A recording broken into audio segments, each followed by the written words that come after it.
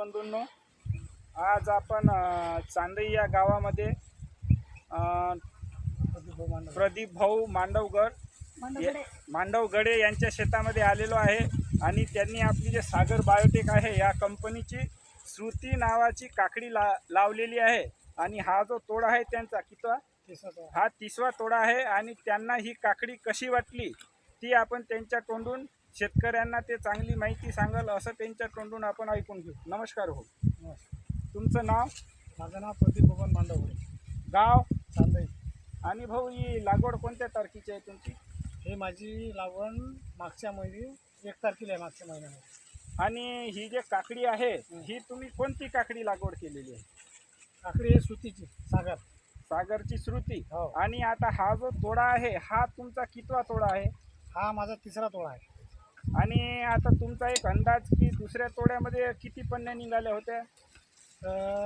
54 ते 55 पन्नी निघाली होती माझी. तर आता तुमचा अंदाज कसा आहे की किती पन्न्या निघाल आता आपल्या? जवळपास माझ्या हिशोबाने 70 ते 80 पन्नी आहे.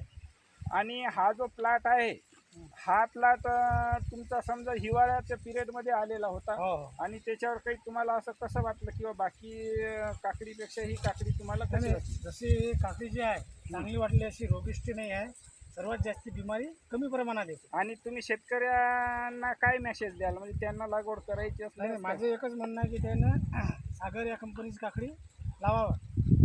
आणि भाऊंना आपली काकडी हिवाळ्यामध्ये लागवड केलेली आहे आणि शेतकऱ्यांना जर यानंतर काकडीची लागवड करायची असल्यास त्यांनी सागरची श्रुती ही काकडी लागवड करावी. काकडीचा कलर पहा तुम्ही, आज पण हिरवा गर्द कलर आहे आणि भाऊनी ही काकडी जी आहे ही बेडवर घेतलेली आहे, त्याच्यामुळं काकडीचा तुम्ही कलर पहा, काकडीची क्वालिटी पहा, खूप एक नंबर काकडी आहे. आणि मार्केटला भाव काय मिळायला लागला तुम्हाला? सध्याला 500 रुपये पन्नी चालू आहे सर.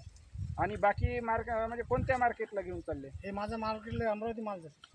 भाऊला 500 रुपये पन्नी हे भाव मिळायला लागला आणि अमरावती मार्केटला पण आपली काकडी खूप चालते. तर शेतकरी बांधवांनी यानंतर लागवड करायची असल्यास सागर बायोटेकची श्रुती ही काकडी लागवड करावी. धन्यवाद.